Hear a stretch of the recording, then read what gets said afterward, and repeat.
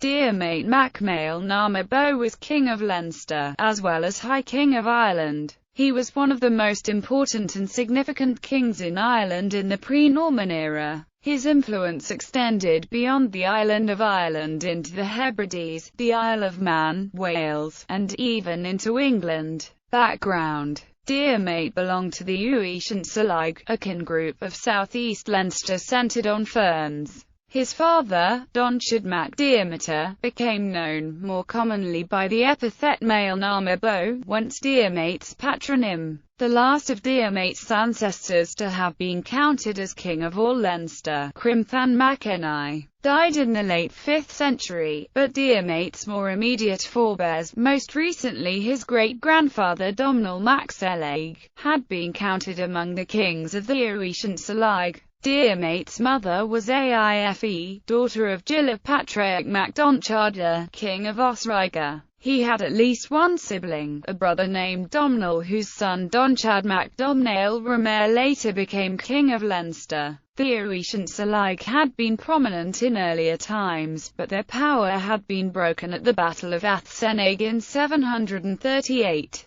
The rival Louis Dunlanger, based in northern Leinster around Naas and Kildare, who also enjoyed the support of the powerful Clan Charlemagne kings of Mide, dominated Leinster until the time of Brian Borumha. The decline of Clan Charlemagne, and the defeat inflicted on the Uí Dunlanger, led by Máel Mórda mac Murchada, at the Battle of Clontarf in 1014, changed the political landscape to favour the Uí once more. The return of the Vikings to Ireland in the early 10th century occasioned the development of new towns on the coasts. The towns, centres of trade and manufacture, would give significant political power to those who could control their wealth. Kings of Leinster found themselves in a particularly advantageous position to exploit this new wealth, as 3 of the 5 principal towns lay in or near Leinster. In Leinster proper, in the southeastern corner dominated by the Uí, lay Wexford.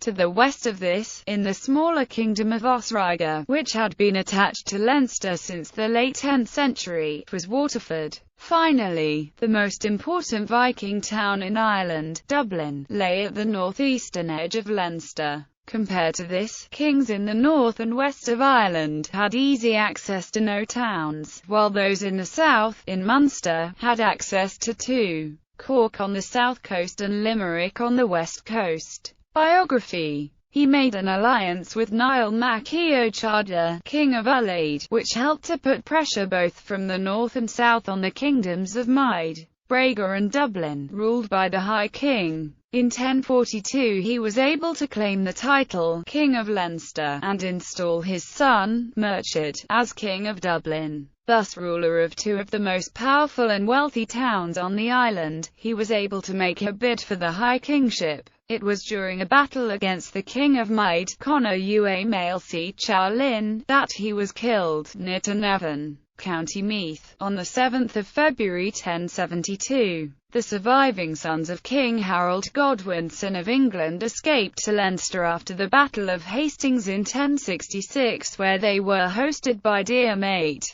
In 1068 and 1069 Diarmait lent him the fleet of Dublin for their attempted invasions of England. He is also famous as the ancestor of Diarmait MacMurrough. Diarmait's death in the annals of the Four Masters. Diarmait, son of Máel na mBó, king of Leinster, of the foreigners of Athcliath, and of Leithmoff and Uathat, was slain and beheaded in the Battle of Odhbha on Tuesday, the 7th of the Ides of February, the battle having been gained over him by Conchobaromi Len, king of Meath. There were also slain many hundreds of the foreigners and Leinster men, along with Diarmait, in that battle. In it was killed Gilliford Ferghail, lord of the Fort Uatha, and c. of the death of Diarmait was said to 7 times 10 above 1000, from the birth of Christ is reckoned, to this year, in which Diarmait, first man in Leinster, fell. Diarmait, of the ruddy-coloured aspect, a king who maintained the standard of war, whose death brought scarcity of peace. The loss of the heroes of Ladran, with their ships,